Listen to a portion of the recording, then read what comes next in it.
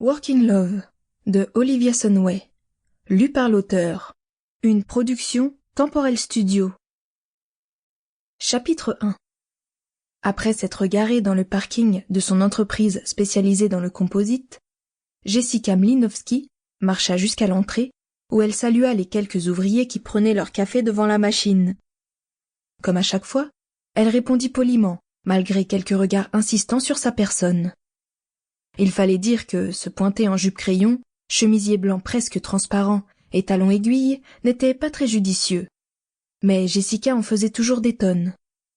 Le contraste était d'autant plus saisissant lorsqu'elle se trouvait à côté des ouvriers qui travaillaient en bleu de travail pour ne pas se salir et utilisaient des équipements de protection individuelle pour se protéger.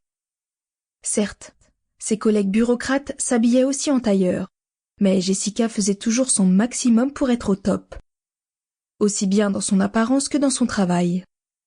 Alors, comme tous les matins, elle adressa à ces hommes un sourire poli, de ses lèvres rouges rubis, avant de s'éclipser dans son bureau. Parce que oui, elle adorait le rouge à lèvres rouge. En fait, elle ressemblait un peu à une Barbie blonde, avec ses longues jambes et sa silhouette mince, et elle en était très fière. Cela faisait 2 ans qu'elle travaillait pour cette firme américaine qui avait une filiale en France. Elle espérait secrètement qu'à terme, elle pourrait se faire muter aux États-Unis. Jessica avait des rêves de grandeur. De plus, elle en avait assez de vivre en France. Elle était née dans ce petit village de Vers-le-Petit, en banlieue parisienne, et y avait passé une grande partie de son enfance. Maintenant, elle y travaillait aussi. Même si Jessica adorait la vie mondaine parisienne, où elle avait passé quelques années aux côtés de ses parents, elle reconnaissait volontiers que la campagne était tout de même plus calme que la vie dans la capitale.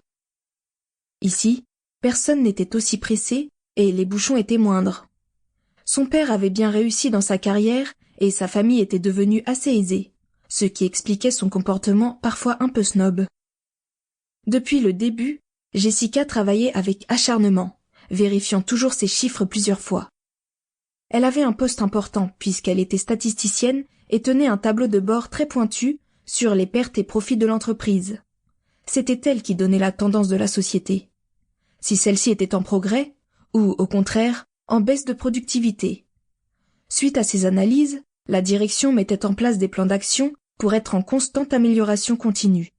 La satisfaction client devait toujours frôler les 100%. Du moins, cela faisait partie des objectifs, comme un grand nombre d'autres indicateurs. Jessica passait donc ses journées à tout analyser au peigne fin. Sample complete. Ready to continue?